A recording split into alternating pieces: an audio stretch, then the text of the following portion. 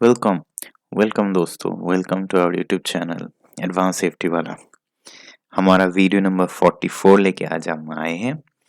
पिछले दिन हमने एनवायरनमेंट के कुछ environment basics, environment and ecosystem के ऊपर कुछ डिस्कस किया था। तो आज हम सोचे कि कुछ एनवायरमेंटल लॉज एंड एक्ट्स के ऊपर थोड़ा सा डिस्कशन किया जाए। ये भी बेसिक्स ही हैं। तो हमको as a safety professional, as a HSC professional, हमको ये एनवायरनमेंट पार्ट जो मैं पहले ही डिस्कस कर रहा था कि हमको एक्चुअली वीक है। तो actually as per the law, as per the acts, हमको इंडिया में क्या क्या फॉलो करना चाहिए, क्या लेजिस्लेशन है, तो आज उसके ऊपर हम थोड़ा डिस्कस करते हैं। तो लेट्स स्टार्ट टुडेज टॉपिक। पहले तो क्या क्या है, मतलब need of environmental laws and acts, क्यों जरूरत है। Environmental laws and acts describes a network of regulations and customary laws that address the effects of human activity on the natural environment. Okay, these laws are also referred to as the environmental and natural resource laws and center on the idea of environmental pollution. In addition to this issue, environmental law works to manage specific natural resources, environmental impact assessment। यहाँ पे बहुत सारे important points कुछ यहाँ पे दिया हुआ है। की टर्म्स लाइक एनवायरमेंटल लॉज क्या है, डिस्क्राइब करता है कुछ नेटवर्क्स और रेगुलेशंस और कुछ लॉज का, जो क्या करता है कि ह्यूमन एक्टिविटी, मतलब नेचुरल एनवायरनमेंट के साथ ह्यूमन एक्टिविटी उसको कैसे अफेक्ट कर रहा है, तो वो चीज़ है। दूसरा है कि ये लॉ क्या रेफर करता है कि ये सिर्फ एनवायरनमेंट नहीं, नेचुरल रिसोर्सेस को कंजर्व करने के लिए या नेचुरल रिसोर्स का यूजेस को लिमिट करने के लिए भी ये लॉज बनाया गया। और एक चीज इसमें कंसंट्रेट किया गया, वह है the idea of environmental pollution. Environmental pollution भी यहाँ पे बहुत इंपॉर्टेंट कंसिडरेशन है। और उसके साथ क्या है, एनवायरमेंटल लॉ और किस चीज पे specifically, natural resources and environmental impact assessment. मतलब हमारा जो भी एक्टिविटीज है, हम जो भी प्लान का काम कर रहे हैं, कोई भी एक्टिविटी कर रहे हैं, तो व्हाट आर द इम्पैक्ट्स, उसका एसेस कर रहे हैं हम, एनवायरनमेंट के ऊपर में क्या इम्पैक्ट हो रहा है। तो EIA नोटिफिकेशन में वो चीज़ है, वो हम डिस्कस करेंगे इन फ्यूचर। तो हम नेक्स्ट जानते हैं कि नेक्स्ट हमारा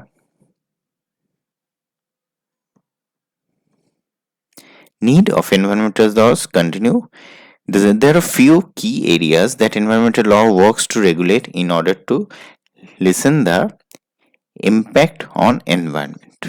Okay, some of the areas includes air quality, water quality, waste management, contaminant cleanup, chemical safety and resource sustainability. The very important terms।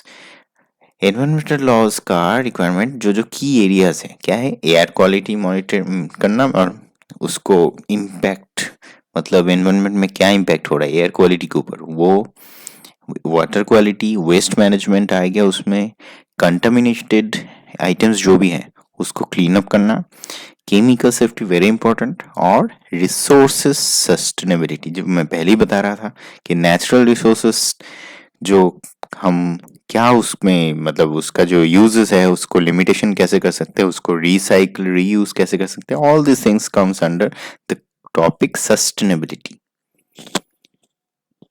Next, अगर हम जानते हैं कि एनवायरमेंट गवर्नेंस या लेगिस्लेशन के लिए कौन सी bodies, regulatory bodies has been formed by the government of India.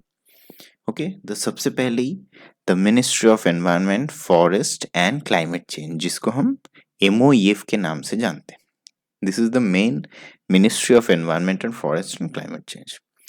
Next है botanical survey of India, next zoological survey of India, next forest survey of India, next national biodiversity authority, the next central pollution control board, और अंत में state pollution control board. हर एक state में भी अलग अलग pollution control board है जो गवर्न होता है स्टेट सेंट्रल पोल्यूशन बोर्ड से, लेकिन on the ground state pollution control board actually works. Okay, अभी हम नेक्स्ट लिस्ट अप कर रहे हैं कि एनवायरमेंटल लॉज इंडिया में क्या क्या है और हमको क्या क्या लॉ और रेगुलेशन हमको जानना चाहिए और फॉलो करना चाहिए। सबसे पहले आता है लिस्ट में 1972 में वाइल्ड लाइफ प्रोटेक्शन एक्ट बनाया गया था। वाइल्ड लाइफ प्रोटेक्शन एक्ट इसके लिए बनाया गया कि मेन उसका जो ऑब्जेक्टिव है तो टू प्रोटेक्ट प्लांट बर्ड और एनिमल स्पीसीज, यही है वाइल्ड लाइफ प्रोटेक्शन में। और इसका डिटेल जो भी डिस्कशन है, मतलब अगर आपको वाइल्ड लाइफ प्रोटेक्शन एक्ट के बारे में जानना है तो हम अलग हर एक एक्ट के ऊपर अलग अलग वीडियो बना सकते हैं, डिस्कस कर सकते हैं। द नेक्स्ट वन आता है कि the water prevention and control of pollution act 1974, very important one. Okay, इसमें क्या है, इसका एक्चुअली ऑब्जेक्टिव ये था कि हमारा जो वाटर है उसको पोल्यूशन को हम कैसे कंट्रोल कर पाए, कैसे उसका पोल्यूशन को स्टॉप कर पाए और कैसे रिस्टोर कर पाए उसके क्वालिटी को मेंटेन कैसे कर पाए। और ये directly central and state pollution control board के द्वारा मॉनिटर किया जाता है, अभी भी किया जाता है। तो ये है वाटर एक्ट का मेन ऑब्जेक्टिव। नेक्स्ट आता है एयर एक्ट, सेम ऐसे ही सेंट्रल गवर्नमेंट ने ये एक एक्ट पास किया जो कि 1981 में पास किया गया था। इसका मेन ऑब्जेक्टिव यही था कि जो हमारा क्वालिटी ऑफ एयर है उसको प्रिजर्व किया जाए, उसका एयर पोल्यूशन को रिड्यूस कैसे किया जा सकता है, कार्बन एमिशन को कैसे रिड्यूस किया जा सकता है, एनओएक्स यानी नाइट्रोजन ऑक्साइड्स, एसओएक्स सल्फर के ऑक्साइड्स, ये सब को कंट्रोल करने के लिए। तो this things are actually govern by the board called central pollution control board, CPCB, और उनके नीचे में स्टेट लेवल पे आते हैं इस state pollution control boards. Next आ गया the environmental protection act 1986, a very important one. Environmental protection act actually जब हमारा भोपाल इंसिडेंट हुआ उसके बाद से गवर्नमेंट को एक हर एक रूल्स को एक अम्ब्रेला के नीचे लाने के लिए एनवायरमेंटल प्रोटेक्शन एक्ट को बनाया गया। इसका मेन काम क्या है, क्या ऑब्जेक्टिव मेन था? Main objective environmental protection act का ये है to safeguard and recover air, water and land environment, यही इसका मेन ऑब्जेक्टिव था। और दूसरा ऑब्जेक्टिव ये है कि जो भी लिविंग क्रिएचर्स है उसका जो उसके ऊपर जो भी हैजार्ड्स हैं उसको कंट्रोल किया जाए, लिविंग क्रिएचर्स। तो ये these are main two important points जो कि एनवायरमेंट प्रोटेक्शन एक्ट जिस मकसद से बनाया गया था। नेक्स्ट आता है hazardous waste management and handling rules 1989। ये जो हैजर्डस वेस्ट क्या है, हमारा जो भी प्लांट है, फैक्ट्रीज हैं, उसमें बहुत सारे हैजर्डस वेस्ट जनरेट होते हैं। तो उसको कैसे हैंडलिंग किया जाता है, कैसे उसका generation, formation, treatment, packaging, storage, reprocessing, conversion, all these things are being controlled by the hazardous waste management and handling rules। ये 1989 में बनाया गया था, लेकिन ये बात है कि इसको फिर अपडेट भी किया गया है क्योंकि बहुत सारे hazardous waste, number of waste, types of waste बहुत सारे बढ़ गए हैं। अभी टेक्नोलॉजी ज़्यादा है, बढ़ गया, बहुत सारे केमिकल्स हम लोग यूज़ करते हैं, बहुत सारे प्रोडक्ट यूज़ करते हैं, तो उसके लिए बाई प्रोडक्ट्स बहुत सारे हैजर्डस केमिकल्स, सब्सटेंसेस निकलते हैं। तो इसके लिए फिर इसको बहुत सारे डेंजरस सब्सटेंसेस भी हैं, तो उसको कैसे इकोलॉजी फ्री, एनवायरनमेंट फ्री किया जाए, रिसाइकलिंग किया जाए, रिस्टोर किया जाए, हैंडलिंग किया जाए, तो फिर उसको फिर 2016 में फिर अमेंडमेंट किया गया। तो बहुत सारे रूल्स हैं यहाँ पे जो आप देख रहे हैं। ऑल द ईयर्स में बी डिफरेंट राइट नाउ क्योंकि बहुत सारे रूल्स और एक्ट्स अमेंडमेंट हुए हैं। तो हम यहाँ पे जो डिस्कस कर रहे हैं वो जो बेसिक, जो सबसे पहले एनवायरमेंटल लॉज बनाया गया था। द नेक्स्ट आता है द पब्लिक लायबिलिटी इंश्योरेंस और PLI act 1991। PLI act actually the ministry of environment, forest and climate change, ये जो डिपार्टमेंट है एमओईएफ, उनके ही अंडर में आता है। इसका मेन मकसद क्यों ये बनाया गया था। अब सभी जानते हैं कि मिथाइल आइसोसाइनाइड लीक हुआ था यूनियन कार्बाइड जो प्लांट है उससे, और इसके वजह से बहुत बड़ा एक कैटास्ट्रॉफी हुआ था भोपाल में, जो भोपाल इंसिडेंट है 2 और 3 दिसंबर 1984। लेकिन ये जो बहुत बड़ा एक हादसा हुआ तो बहुत सारे लोगों की जानें गई हैं, तो इसको हम कंपेंसेट कैसे करेंगे? तो this things comes under that PLI act. PLI act क्या है? पीएलआई एक्ट मकसद ये है कि उसका ऑब्जेक्टिव ये है कि to compensate the victims of any accident which can happen as a result of handling any kind of hazardous substances। अगर कोई hazardous substances या टॉक्सिक गैसेस की वजह से अगर किसी की मौत होते हैं तो उसका जो कंपेंसेशन है वो कैसे दिया जाएगा, कि किस आर्टिकल के द्वारा दिया जाएगा, किस रूल्स के द्वारा दिया जाएगा। और इन्वायरमेंट रिलीफ फंड एक फंड होता है जिसमें आप हर एक इंडस्ट्रीज को यहाँ पे डिपॉजिट करना पड़ता है कुछ प्रीमियम। उसी प्रीमियम से पीएलआई एक्ट के जो एनवायरमेंट रिलीफ फंड है उसमें फंडिंग होता है, और यही जो अमाउंट है इसको ही एज अ कंपेंसेशन दिया जा सकता है। तो all this things are governed by MoEF। The next is the national environment tribunal act. National environment tribunal act जो है वो क्या है? अगर कोई एक्सीडेंट घटती है, कैसे घटता है? Handling of any hazardous substances, तो उस केस में नेशनल एनवायरनमेंट ट्राइब्यूनल इसके लिए इफेक्टिव एक्शन ले सकते हैं। उसका रिलीफ, उसका कंपेंसेशन, उसका अगर कोई प्रॉपर्टी डैमेज हुआ या फिर एनवायरनमेंट डैमेज हुआ, all this things will be coming under the national environment tribunal act. Okay, next आता है the national environment appellate authority act. ये और एक इम्पोर्टेंट एक्ट है जो बहुत लोग नहीं जानते हैं और हम इंडस्ट्री में डिस्कस भी नहीं करते हैं। The national environment appellate authority act. अब क्या है appellate authority? National environment appellate authority क्यों क्यों इसको ऑफर किया गया? ये ऑफर इसलिए किया गया, मान लीजिए कि जो प्रोसीजर या प्रोसेसेस कवर नहीं होता है हमारा एनवायरमेंटल प्रोटेक्शन एक्ट, तो उस केस में हम कैसे उसको बाउंड कर सकते हैं? तो उसके लिए एक अलग से एक्ट बनाया गया जिसका नाम है national environment appellate act. Okay, तो ये क्या है? ये आपको ऑफर करता है, अगर आप देख रहे हैं कि आप जिस एरिया में है उसमें कोई इंडस्ट्रीज है या फिर कोई सर्टेन ऐसा कोई इंडस्ट्रीज हैजर्डस सब्सटेंसेस हैं जो आपके एरिया को, आपके लोकेलिटी को यानी सोसाइटी को इफेक्ट कर रहा है, तो under this national environment appellate authority act any person from the society can raise his और her voice to the court.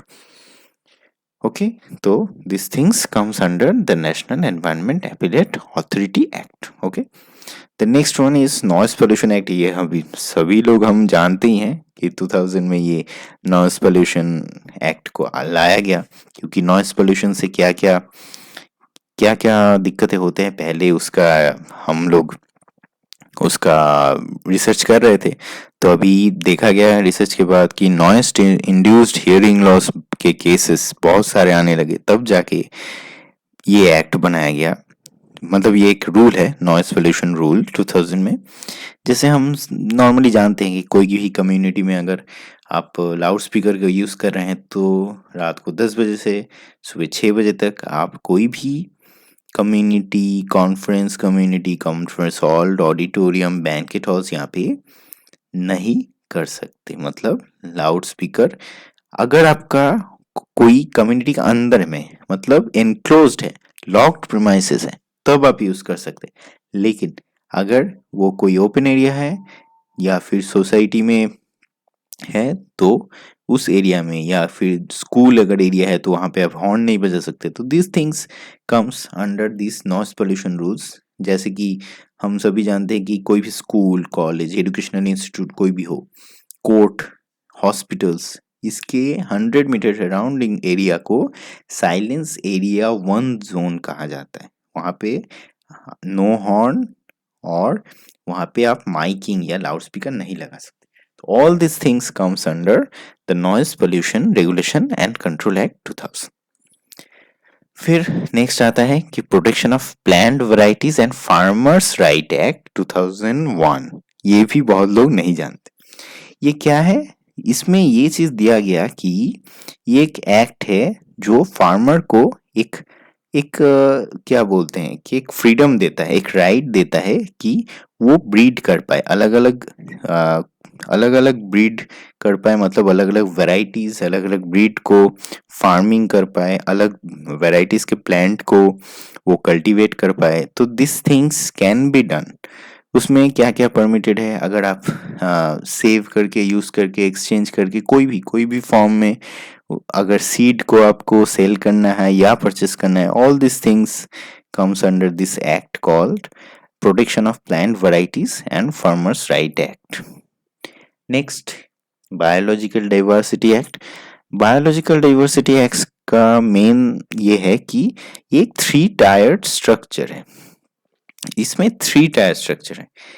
अगर इसका भी डिटेल आपको चाहिए तो हम इसके लिए भी एक डिटेल्ड वीडियो बना सकते हैं ऑन दिस टॉपिक ओनली। फिर भी मैं बस बता दे रहा हूँ कि इसमें एक 3 टायर, एक 3 अथॉरिटी है एक्चुअली।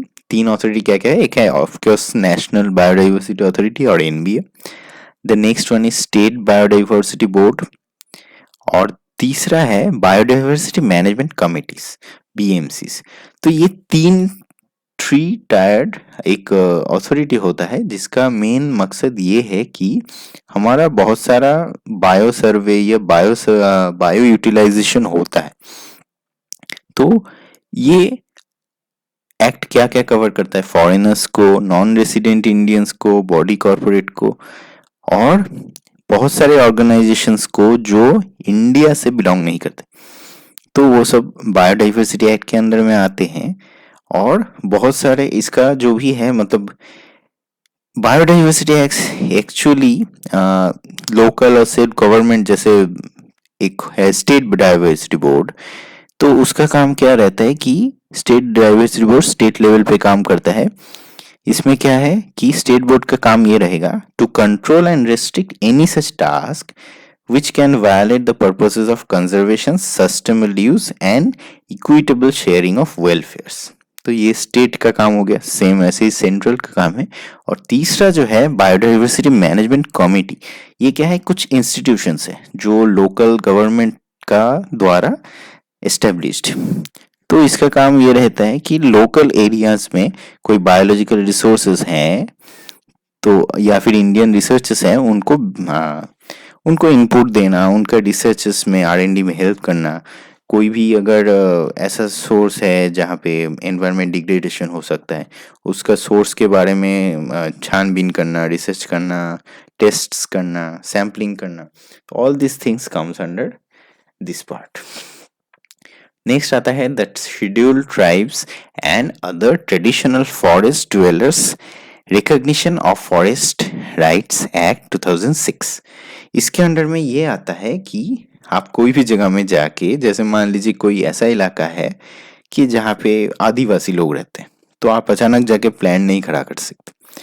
तो उनके लिए एक अलग राइट है, forest right, recognition of forest right. तो that settlement should be done like this. They have their own right. वो इंडियन फॉरेस्ट एक्ट और वाइल्ड लाइफ प्रोटेक्शन एक्ट दोनों को कंसिडर करके ये चीज़ बनाया गया। इसमें क्या है कि रिकॉग्निशन ऑफ राइट्स, आप राइट दे रहे हैं, आप आदिवासियों को, गांव वालों को राइट दे रहे हैं कि वो इसके अगेंस्ट में अपोज कर सकते हैं। जैसे अगर हम नॉर्मली कोई परफॉर्मेंस स्टैंडर्ड होता है इंटरनेशनल लेवल में, जिसको हम कहते हैं कि इंडिजिनियस पीपल। जैसे मैं एक एग्जांपल देना चाहूँगा। मान लीजिए आप अंडमान में गए हैं, तो बहुत सारे हम सुने हैं कि बहुत सारे जाति या उपजाति ऐसे हैं जो नॉर्मली सभ्य जाति से तालमेल नहीं रखते, या फिर अगर आप वहाँ से जाते हैं तो उनका पूरा जगह जो दुनिया ही अलग है। तो आप हमारा इंडस्ट्रियलाइजेशन या हमारा जो एक्टिविटीज़ है, हम कोई ऐसा एक्टिविटी नहीं कर सकते कि इस इंडिजिनियस पीपल को, उनके कल्चर को कोई दिक्कत हो या उनके एनवायरनमेंट को डैमेज हो। तो all this things comes under this scheduled tribes and other traditional forest dwellers. मतलब हम उनके हेरिटेज को, उनके कल्चर को और उनके एनवायरनमेंट को हार्म नहीं कर सकते, डिस्टर्ब नहीं कर सकते। तो this things comes under the act. अभी इसमें एक्चुअली है क्या, ये मैं थोड़ा सा बताना चाहूंगा। इसमें यह है कि this point act actually provides the grants of land to forest dwellers in situ to the extent of their present holding but not the exceeding 4 hectares। Okay, और इसमें क्या राइट देता है? Title rights, use rights, reliefs and development rights, forest management rights, यही rights इसमें दिया गया। और नेक्स्ट हम ये जानते हैं, क्योंकि ये सबसे नया बाद में आया, वो है national green tribunal act. National green tribunal act क्या है, क्यों, और ग्रीन ट्राइब्यूनल है क्या? ग्रीन ट्राइब्यूनल एक्चुअली एक authority. Green tribunal is authorised to make an attempt for disposal of claims or appeals finally within 6 months of filling a form। अगर green tribunal देखता है कहीं पे एनवायरमेंटल प्रोटेक्शन नहीं हो रहा है या फॉरेस्ट का सेफगार्ड नहीं हो रहा है या फिर कोई नेचुरल रिसोर्सेस है उसको डैमेज किया जा रहा है और कोई डायरेक्ट इन्फोर्समेंट कर रहा है लीगली और इलीगली, एनवायरमेंट को हार्म कर रहा है, डिग्रेड कर रहा है, in that case national green tribunal उसके अगेंस्ट में कोड ऑफ सिविल प्रोसीजर्स 1908 के तहत कोर्ट में केस कर सकता है। तो ग्रीन ट्राइब्यूनल वो फॉर्म भर के केस कर सकता है। और ये जो ग्रीन ट्राइब्यूनल है, कहाँ कहाँ इनका मेन सेटअप है, वो है भोपाल में, पुणे में, कोलकाता में, चेन्नई में। तो मैक्सिमम ये 3-4 लोकेशन ऐसे हैं जहाँ पे नेशनल ग्रीन ट्राइब्यूनल है। और अगर हम देखते हैं आर्टिकल 21 में क्या है, जिसमें हम सिटीजन्स ऑफ इंडिया का राइट टू हेल्दी एटमोसफियर।